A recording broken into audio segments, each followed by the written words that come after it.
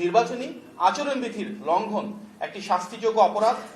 নির্বাচন আচরণবিধি সবাই যেন মেনে চলেন, সুষ্ঠু নির্বাচনে সবাই যেন সহযোগিতা করেন, সেটি আমাদের কামনা। আমরা নির্বাচন কমিশনের এই উদ্যোগকে ইতিবাচকভাবে দেখছি এবং এই বিষয়ে তাদের কর্মযজ্ঞ অব্যাহত রাখার আহ্বান জানাচ্ছি। প্রিয় সাংবাদিক ভাই ও বোনেরা, আমরা লক্ষ্য করছি একটি নির্দিষ্ট দলের শীর্ষ পর্যায়ের নেতারা নতুন করে পতিত ফ্যাসিবাদের মতন করে পুরনো মিথ্যা ও প্রতারণামূলক দুর্নীতির বিশ্ব চ্যাম্পিয়ন বয়ান প্রচারের দায়িত্ব গ্রহণ করেছে। অথচ এটি আজ জাতীয়ভাবে প্রমাণিত যে বিএনপি রাষ্ট্র পরিচালনায় আসার পর দুর্নীতির হার ধারাবাহিকভাবে কমেছে। আপনারা নিশ্চয়ই জেনে থাকবেন যে 2001 সালের অক্টোবরে বিএনপি যখন সরকার গঠন করে তখন একটি আন্তর্জাতিক প্রতিষ্ঠানের সূচকে দুর্নীতিতে বাংলাদেশের স্কোর ছিল 0.4, যা 1996 থেকে 2001 সাল পর্যন্ত রাষ্ট্র ক্ষমতায় থাকা আওয়ামী লীগের দুর্নীতির প্রতিফলন। পরবর্তী সময়ে দুর্নীতির প্রতি বিএনপির জিরো টলারেন্স পলিসি এবং সুশাসনের ফলে ধারাবাহিকভাবে এবং ক্রমশ সেটি উন্নতির দিকে যেতে থাকে। সর্বশেষ বিএনপি 2006 সালে রাষ্ট্র পরিচালনা থেকে চলে যাওয়ার সময় সেই স্কোর ধারাবাহিকভাবে বেড়ে 2-এ উন্নীত হয়। অতএব যে রাজনৈতিক দলটি ধারাবাহিকভাবে রাষ্ট্র পরিচালনায় দুর্নীতি দমনের ক্ষেত্রে সবচাইতে শক্তিশালী ভূমিকা রেখেছে, এমনকি স্বাধীন দুর্নীতি দমন কমিশন পর্যন্ত গঠন করেছে, তাদের বিরুদ্ধে এটি একটি পরিকল্পিত অপপ্রচার। এখানে একটি বিষয় খুবই বিস্ময়কর যে 2001 থেকে 2006 সাল পর্যন্ত উক্ত দলটি নিজেই সরকারের অংশ ছিল। এখানে তাদের 2জন মন্ত্রী ও বেশ কয়েকজন সংসদ সদস্যও ছিলেন।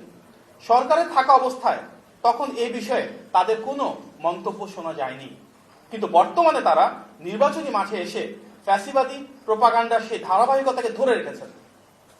আমরা এই ভূমিকাকে রাজনৈতিক দ্বিচারিতা হিসেবে দেখছি।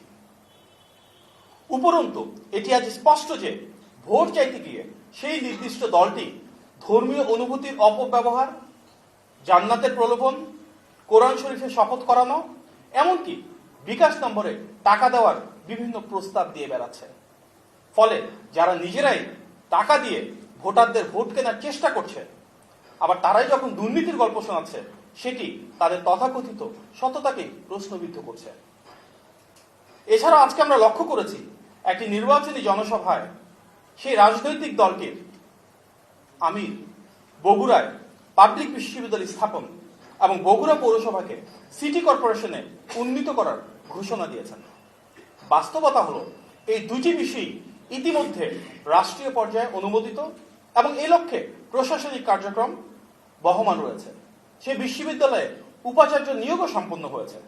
অতএব বিদ্যমান একটি সরকারি সিদ্ধান্তকে নতুন করে দলীয় প্রতিশ্রুতি হিসেবে উপস্থাপন করে বগুড়াবাসীকে বিভ্রান্ত করার এই অপচেষ্টা কেন, সেটা প্রশ্ন জাগাচ্ছে।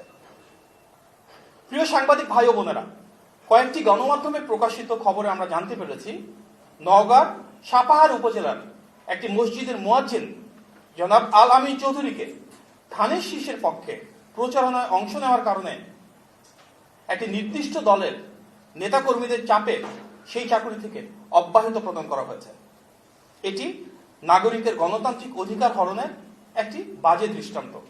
আমরা এর তীব্র নিন্দা জানাই এবং প্রত্যেককে যার যার পেশা, যার যার ধর্ম, যার যার স্বাধীনতা সম্পূর্ণ যেন অক্ষুণ্ণ থাকে সেটি নিশ্চিতের জন্য অবিলম্বে তাকে পুনর্বহালের দাবি জানাচ্ছি।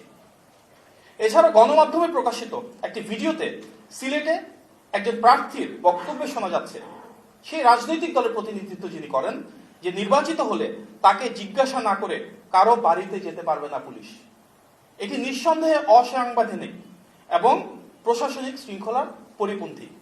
একজন সংসদ সদস্য প্রার্থী যদি এই ধরনের বক্তব্য দেওয়ার সুযোগ পান তাহলে তাতে প্রশ্নের উদ্রেক হচ্ছে। আমরা বিশ্বাস করি ন্যায় বিচার নিশ্চিত করার স্বার্থে কাউকে বিনা অপরাধে গ্রেফতার করা কোনোভাবেই সমীচীন নয়, কিন্তু তাই বলে গ্রেফতার করতে হলে কোনো একজন সংসদ সদস্য প্রার্থীর বা সংসদ সদস্যের অনুমতি লাগবে, এই ধরনের বক্তব্য সেই ফ্যাসিবাদী মনোভাবেরই সামিল। আমরা এই বিষয়ে যথাবিহিত ব্যবস্থা গ্রহণের জন্য সংশ্লিষ্ট কর্তৃপক্ষের প্রতি আহ্বান জানাচ্ছি।